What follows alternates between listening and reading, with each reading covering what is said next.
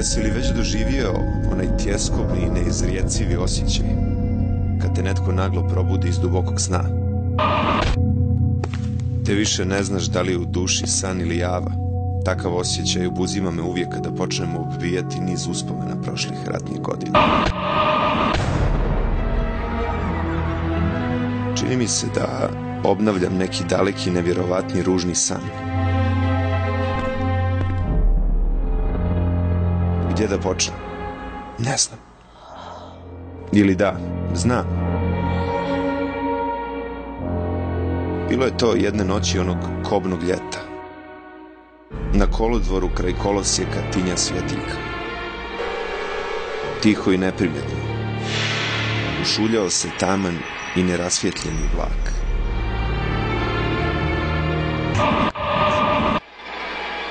Zastaje mi dah. Stotine, tisuće djece.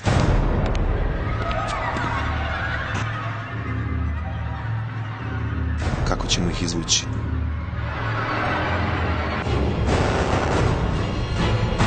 To će biti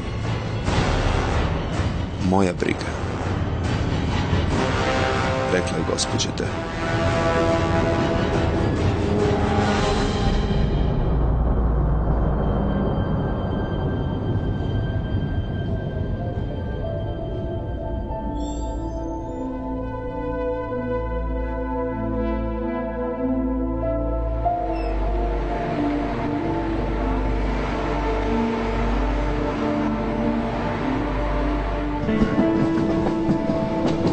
Sedamdeset godina kasnije.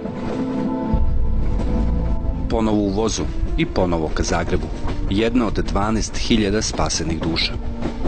Imala je 7 godina i brata od tek 1.5 godina, kada su postali opasni po nezavisnu državu. Rodni Jablanac preko noći je zamenila sa bodljikavom žicom Jasenovca.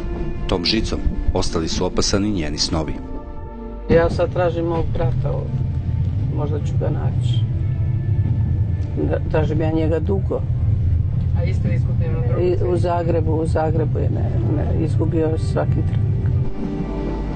On imao beli selevir sa desne strane na slepočnici crveni. Pa idem na taj adut, imam da možda će nešto i da bude.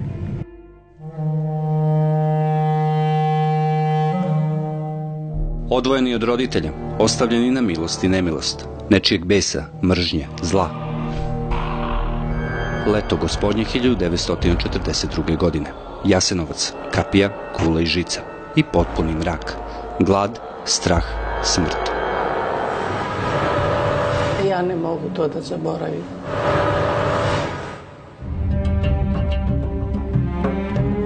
Ali u lošim vremenima ima ljudi.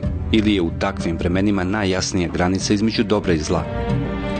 Ali ko su gospođe D. i Kamilo Bresler? Ko su ljudi koji su uspjeli da se izdignu iznad svakog zla?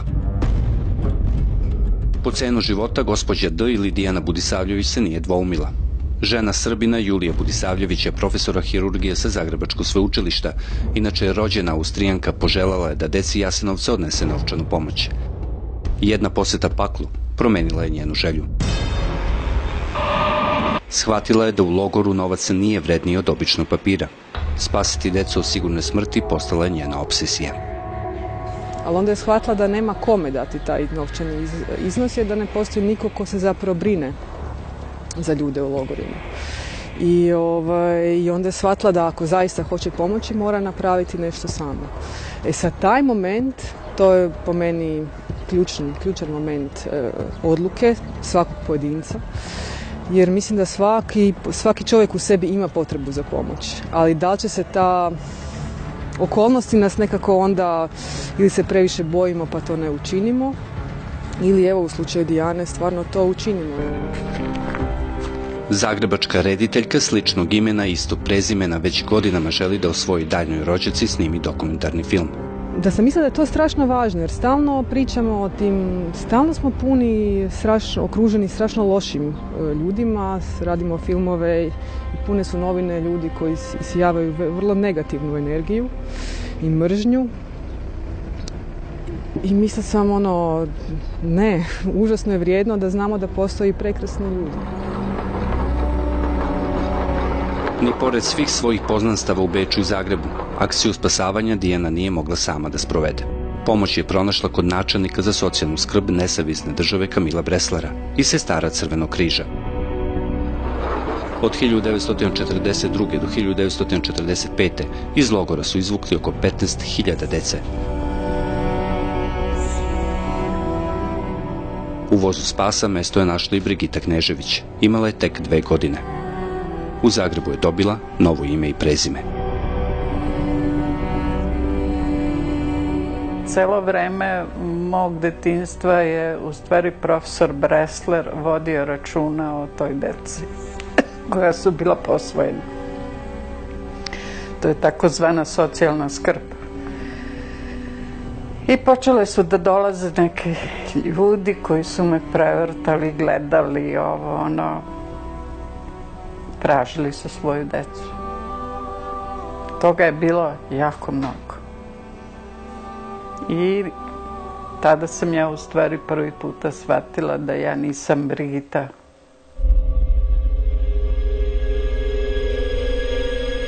Brigita nikada kasnije nije videla svoje roditelja, ali je neočekivano upoznala svog brata. Došao je jednog dana ovde na vrata i rekao je: znaš, ja sam Vaso Bundalo, ako si ti moja sestra, ja ću to znati. Jer 3 dana si sedela u mom krilu, celo vreme. Majka je bila sa bratom ovim rođenim, a ti si bila sa mnom. Kaže, sedi ovde ispred mene. I ovde me je počeo da pipa, a ja imam tu jedan madež na koju ja nikad nisam obraćala neku pažnju. I on je rekao: ti si moja sestra. Jer ja tačno pod prstima znam. Ja sam te celo vreme držao u krilu. Upravo to Dijana Budisavljević je želela da izbegne. Svako dete je imalo karton sa imenom i prezimenom, mestom rođenja i imenima roditelja.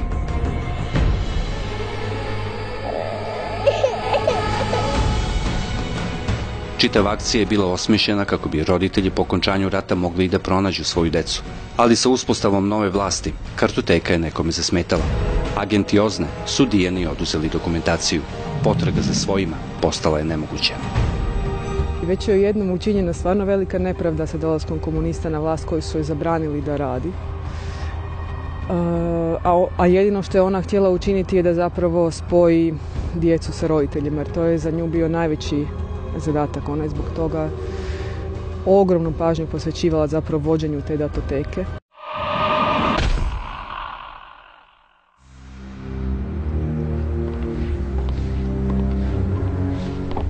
Jelena Buhač i danas traga za svojim bratom. Zvao se Ilija, imao je tek 16 mjeseci. Na zagrebačkom kolodvoru su ih razdvojili i više ga nije videla.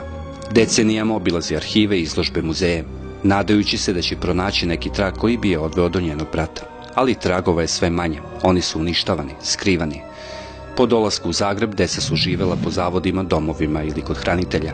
Najmlađi su bili usvojeni, sa datumom rođenja 10. travanj, po danu uspostavljanja NDH. On je sad potpuno Hrvat. I nema svoje prezime. Ilija ne može da zna da je, on možda zna da je usvojen, ali nema nikakav podatak da bi on došao da je on taj i da je od oca toga i to, majke te. Jer on je bio suviše mali. Od oko 15.000 jasenovačke dece koje su bila deo akcije Dijane Budisavljević, njih oko 12.000 je preživelo. Sama akcija bila je najveća akcija spasavanja logoraša u Drugom svjetskom ratu. Ali ni to nije bilo dovoljno. Nova narodna vlast učinila je sve kako bi Dijana bila zaboravljena. Živjela je u tišini do 70-ih. Onda se vratila u rodni Innsbruck. Umrla je 1978. godine. Dijana nije postala narodni heroj. Po tadašnjim merilima nije zaslužila, ali učinila šta je mogla. Ne, učinila je i više od toga. Iz pakla je izvukla 12.000 duša. U tom paklu ostalo je 20.000 dece.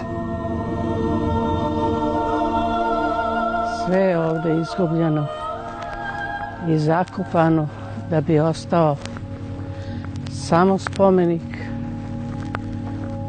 i ništa više.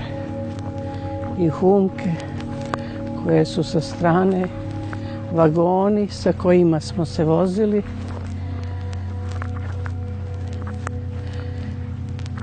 Prvo deca, pa onda majke koje su odlazile za Nemačku i nisu znale ni gde idu, ni da li će nas ikad videti.